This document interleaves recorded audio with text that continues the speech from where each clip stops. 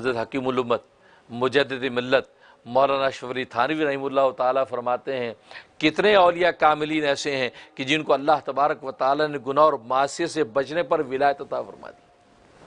फरमाया कि सबसे बड़ी विलायत यही है कि इंसान गुनाह से बचने वाला बन जाए।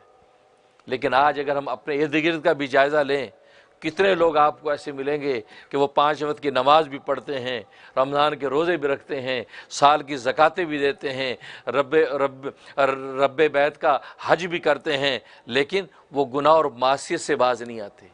तन्हाइयों के गुनाह करते हैं, ज़बान के गुनाह करते हैं, हाथ पैर के गुनाह करते हैं, इनफिरादी गुनाह करते हैं, इज्तिमाई गुनाहों में मुब्तला हैं, गुनाहों से अपने आप को नहीं बचा पाते हैं। बेशक वो नेकियां सारी कर रहे हैं, लेकिन गुनाह से बचने के अंदर कमज़ोर और ढीले हैं। इसका मतलब ये कि गुनाह से बचना यह अल्लाह तबारक व तआला का नज़दीक सबसे बड़ा कमाल है बंदे के लिए। इसलिए सबसे पहला इम्तिहान आदम अलैहिस्सलातु वस्सलाम का गुनाह से बचने के लिए लिया गया। लेकिन आदम अलैहिस्सलातु वस्सलाम से कोताही हुई और उन्होंने वो फल खा लिया। जैसे वो फल खाया तो ज़ाहिर कह दिया था फ़तकूना मिन ज़ालिमीन, तो ज़ालिमों में तुम्हारा नाम लिख दिया जाएगा। और वही हुआ कि वो ज़ालिमों में लिख दिए गए। उनको रांदा दरगाह कर दिया गया, जन्नतों से उतार दिया गया। जन्नत के मलबूसात हुस्न जमाल और रानाई से और खुशबू से अटे हुए वो सारे के सारे उतर गए और बरहना हो गए, बदन नंगे हो गए, और वो जन्नत के दरख्तों के पत्ते ले लेकर अपने आप को ढांपने लगे, छुपाने लगे। और रिवायात में आता है कि दरख्त अपने पत्तों और शाखों को ऊंचा कर लेते थे। कोई दरख्त भी उनकी मदद करने को तैयार नहीं था। इसलिए कि जब खालिक़े कायनात के क़ुर्ब में बैठकर खालिक़े कायनात को हुक्म को तोड़ा तो कायनात की हर चीज उनकी दुश्मन हो गई, कोई मदद करने को तैयार नहीं।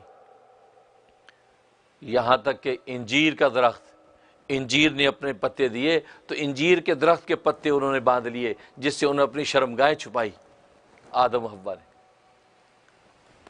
तो जाहिर है कि आदम अल्लाह तबारक व ताला का महबूब तो था, और फिर अल्लाह तबारक व ताला का खलीफा और नायब तो था, और अल्लाह ने कितने अरमानों के साथ उसकी तख्लीक तो की थी और मलाइका पर उसको अफजल किया था। हाँ, ये कोताही हुई, उस कोताही के नतीजे में वो फल खा बैठा और अल्लाह तबारक व ताला ने अपनी सुन्नत के मुताबिक उस पर इताब किया, उनको जब जन्नत के लिबास से उनको आरी कर दिया।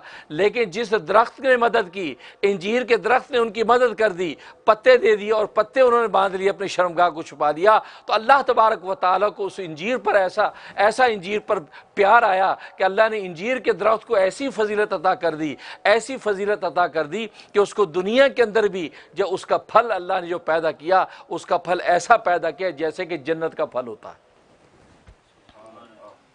तो अच्छा नबी पाक सल्लल्लाहु अलैहि वसल्लम फरमाते हैं कि दुनिया के अंदर इंजीर का जो फल है वो जन्नत के फल की मिसल है, इसलिए कि जन्नत के फलों का छिलका और उसके बीज सारे के सारे खाए जाते हैं, कोई भी चीज़ उसमें जायद नहीं है। लिहाजा इंजीर का जो फल है वो पूरा का पूरा खाया जाता है, ना उसका छिलका फेंका जाता है, ना उसके बीज फेंके जाते हैं, ना गूदा फेंका जाता है। वरना दुनिया के अंदर किसी फल की गुठली खाई जाती है, किसी फल का छिलका खाया जाता है, किसी फल का गूदा खाया जाता है। और भाई ये जन्नत की मिसल की तरह अल्लाह ने मक्खन की तरह ये फल बनाया है, ये खाया जाता तो पूरा का पूरा खाया जाता। तो अल्लाह ने ये फजीलत इंजीर को ऐसी अता की, और फिर अल्लाह ने अपने कुरान में इंजीर की कसम भी खाई, वत्तीन वज़्ज़ैतून, इंजीर की कसम खाई, और जिस चीज़ की कसम खाई तो उसको मर्तबा फजीलत अता की। तो गोया कि अल्लाह तबारक व तआला ने उस इंजीर के दरख्त को ये फजीलत दे दी कि ज़ाहिर है कि उस बुरे वक्त में आदम का साथ दिया। बेशक उस वक्त आदम ज़ेरे इताब था, लेकिन कुछ भी हो, लेकिन आदम अल्लाह तबारक व तआला का महबूब तो था, अल्लाह तबारक व तआला का खलीफा और नायब तो था। शुक्रान, शुक्रान या